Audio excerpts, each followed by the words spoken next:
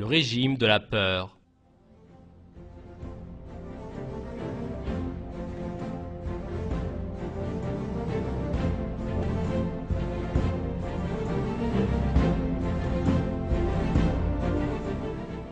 Le système communiste a massacré des dizaines de millions de personnes, et quant à ceux qui sont restés en vie, il les a fait vivre dans une peur constante.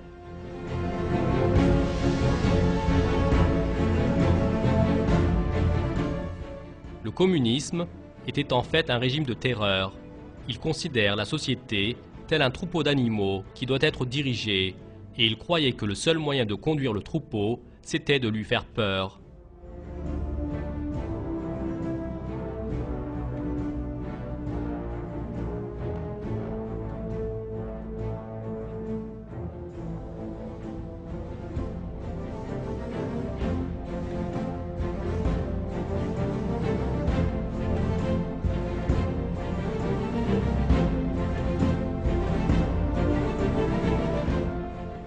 Dans les congrès du Parti communiste, Staline était applaudi pendant des minutes. La raison de cela, c'est que tout le monde dans le salon avait peur d'attirer l'attention comme étant la première personne à interrompre les applaudissements, car Staline avait fait tuer certains délégués qui ne lui avaient pas témoigné d'un intérêt suffisamment enthousiaste.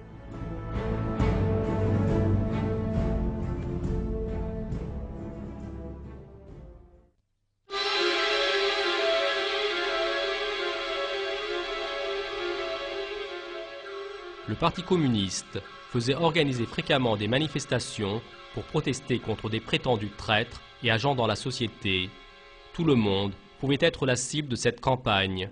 Des personnes qui étaient vues comme des communistes exemplaires pouvaient, après un certain temps, être caricaturées comme un chien sauvage dans les colonnes de la Pravda. Tout le monde avait peur que la même chose lui arrive.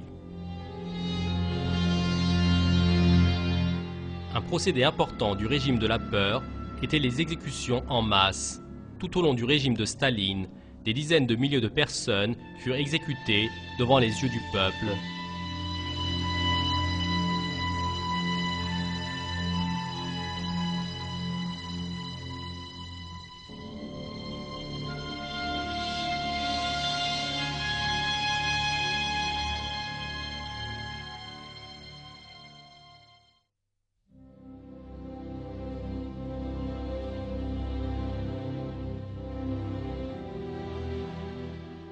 Le régime de la peur du communisme a également été un coup dur pour l'art.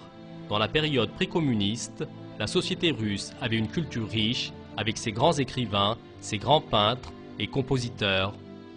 Seulement, avec le communisme, la laideur et l'inélégance ont dominé l'art russe. Le nouveau style appelé réalisme socialiste a enfermé tous les artistes russes dans un moule étroit et terne.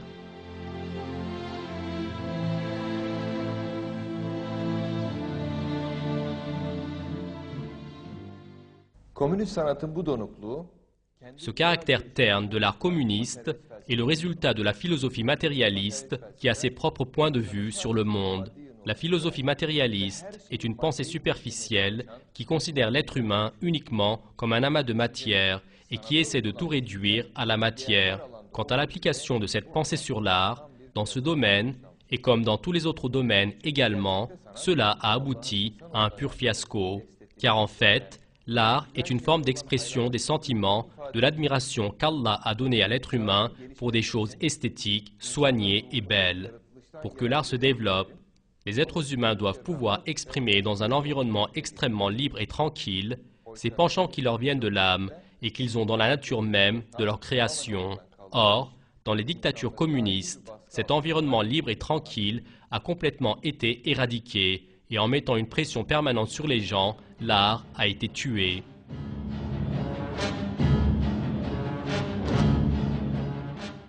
Quant à un autre coup dur donné par le communisme à la société, ce fut dans le domaine scientifique. Dans la période de Staline, tous les scientifiques du pays furent contraints de signer des serments d'attachement au matérialisme dialectique. Toutes les recherches scientifiques furent biaisées selon le dogme matérialiste. Parmi les dogmes soutenus avec insistance par Staline, la théorie de l'évolution avait une place spéciale. Quant à l'attachement du dictateur soviétique à cette théorie, cela remontait jusque dans sa jeunesse. Staline grandit dans une famille religieuse et ensuite il reçut une éducation religieuse dans une école d'église. Mais juste lorsqu'il se préparait à devenir prêtre, il a lu un résumé du livre de Darwin intitulé « L'origine des espèces » et en un instant, sa vie a changé. Staline fut amadoué facilement par les assertions superficielles de Darwin et il devint athée. Et dans cette ignorance, les cadres bolcheviques n'ont pas tardé à faire de même.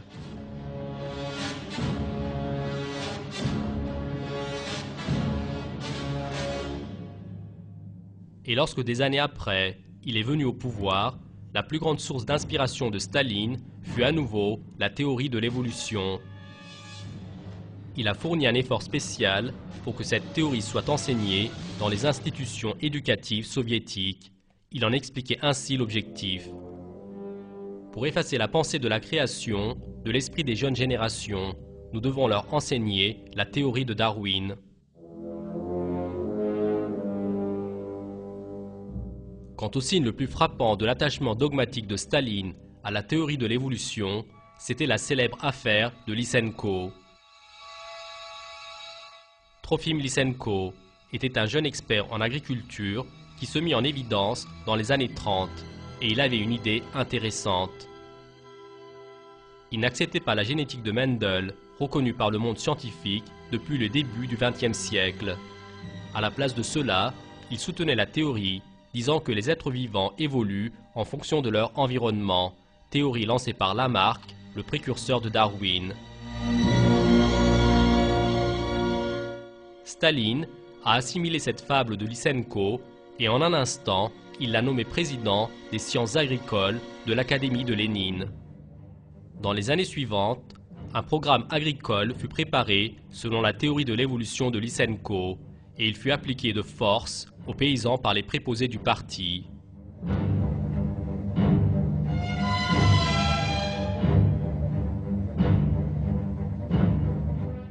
Par exemple, Lysenko avait prétendu que si on faisait attendre longtemps les graines à semer dans de l'eau froide, elles évolueraient en fonction des conditions d'un climat froid. Pour expérimenter cela, après les avoir laissées tremper dans de l'eau froide, des tonnes de graines furent semées dans les steppes de Sibérie. Elles ont bien sûr tout été perdu.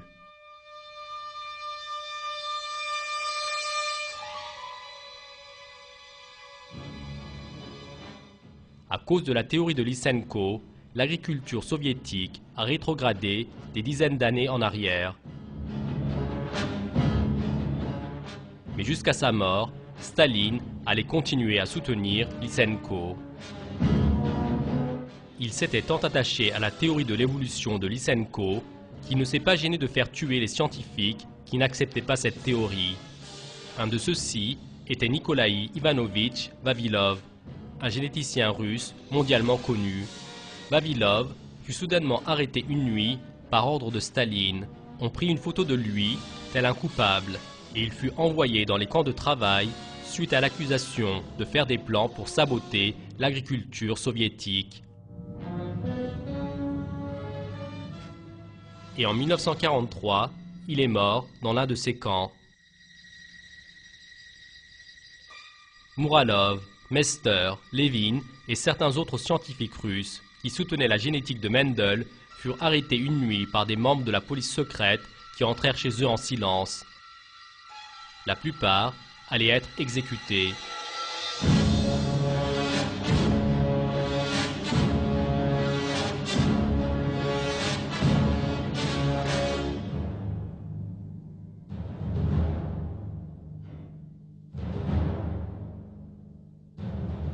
Staline, qui réalisait toutes ces atrocités au nom de la philosophie matérialiste et de l'idéologie communiste, est mort en 1953.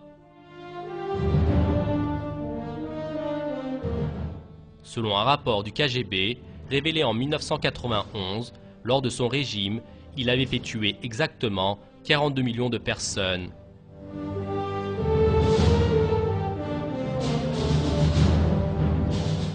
Le visage froid et orgueilleux de Staline reflétaient le monde obscur du communisme. Dans le Coran, Allah explique ainsi la situation de ce genre de dirigeants oppresseurs. Au nom d'Allah, le tout miséricordieux, le très miséricordieux, je demande la protection d'Allah contre le diable réprouvé. Dès qu'il tourne le dos, il parcourt la terre pour y semer le désordre et saccager culture et bétail. Et Allah n'aime pas le désordre.